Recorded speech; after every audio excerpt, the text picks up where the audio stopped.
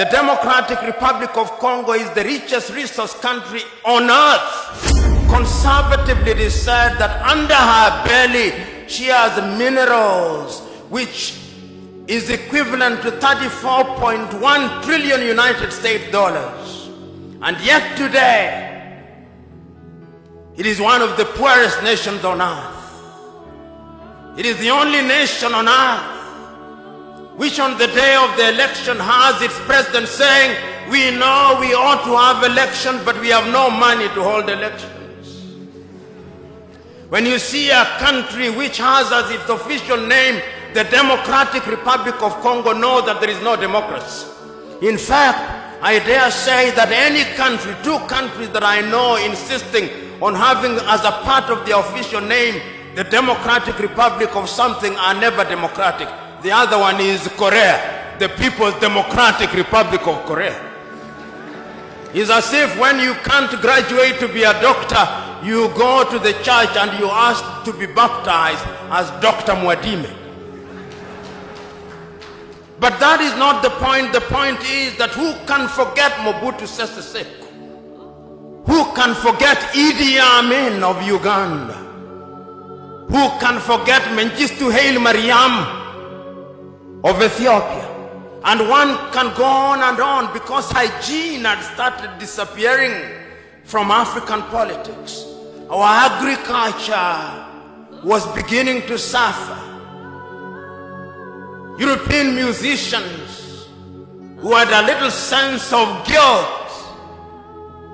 came to perform in Africa, Bob Geldof, to free the Ethiopians out of hunger. There was no hygiene in our politics. We could not run our education systems.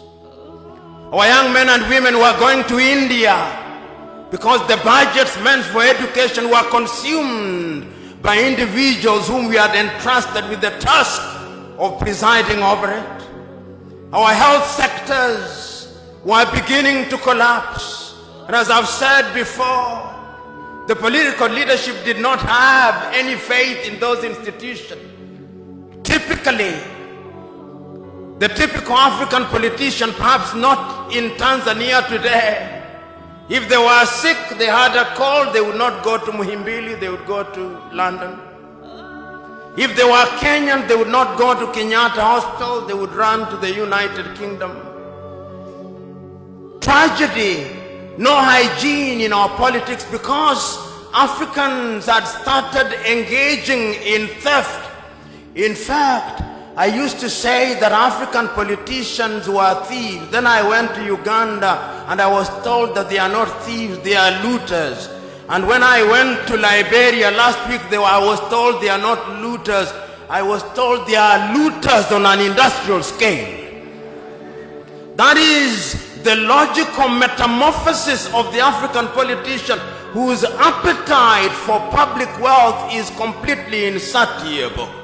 Hygiene was disappearing from African politics, and we could see the effect of the disappearance of hygiene in African politics. But there was always the erstwhile colonial master to assist. Coup d'etats started visiting Africa. Modibo Keita in Mali was consumed. Nnamdi Azikiwe in Nigeria was consumed. Diosagie for Kwame Nkrumah was consumed. Apollo Milton Obote was consumed. Amilcar Cabral in Guinea-Bissau was consumed. Patrice Emery Lumumba was consumed. Coups were so frequent in Africa that Afro-pessimists were now hard to say that coups were as frequent as breakfast. But even breakfast was not frequent on African tables. We could not feed ourselves because there was no hygiene in African politics. Your typical African politicians took the view that they had a divine mission to preside over their countries. They arrogated to themselves the monopoly of wisdom. If you listen to some of them, and I listen to the radio announcements announcing the activities of one leader of an African country, Habyarimana Juvenal, it would take 3 minutes to say the things that he had done. He was the leading farmer. He was the leading singer. He was the leading intellectual. He was the leading husband. And he was the leading everything. We had monsterized our leaders, and they became immune from any kind of advice. Meanwhile, the African was suffering. The African woman who thought that upon attainment of political independence, she would now deliver in a decent hospital, was still the victim of a village midwife. The African woman was suffering. The African woman who thought that they would now get water in a tap in their home was still running 5 kilometers away to get water. Meanwhile, our monster leaders were laundering their clothes in France and in Paris. The African woman who thought that they would go to Kariakoo market here in Dar es Salaam or Owino market in Kampala, Uganda, and get all the goodies could not get them, because meanwhile the Minister for Agriculture had agreed that bad seed be supplied, and meanwhile we were getting mangoes from Europe. The African woman who thought that they could have food on the table could not have food on the table. We had killed all our sugar industries that we may have sugar from Brazil and Mexico. And the African youth was no different. The African youth who thought that upon realization of independence, there would be occasion for them to get employment, was now being humiliated at the embassies of the United States of America as he struggled to get the almighty green card.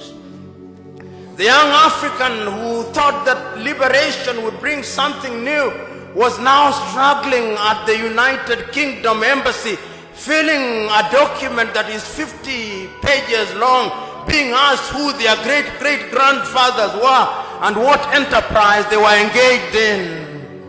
And they could not stop there. They went to the Australian embassy and to the French embassy, and the treatment was the same. The African youth was being treated like a leper, like a pariah, like a subhuman being. And they were asking, for what purpose did we gain this thing called independence?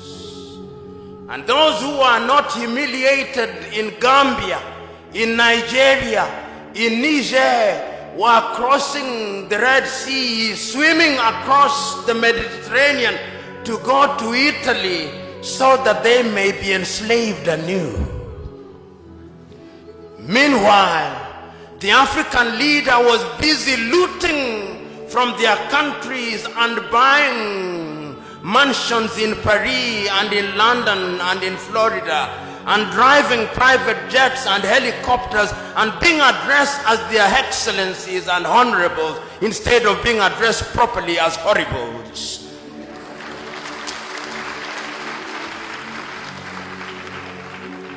Hygiene had disappeared in African politics, and what had started happening is that a new generation of African leaders who were dissatisfied started emerging.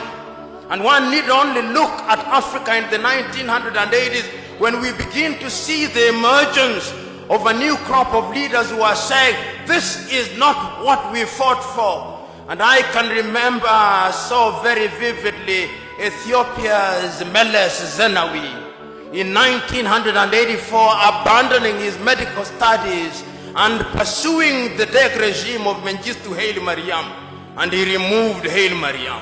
And there is a sense in which some hygiene has been reintroduced in Ethiopia. And I can remember here, God works in strange ways.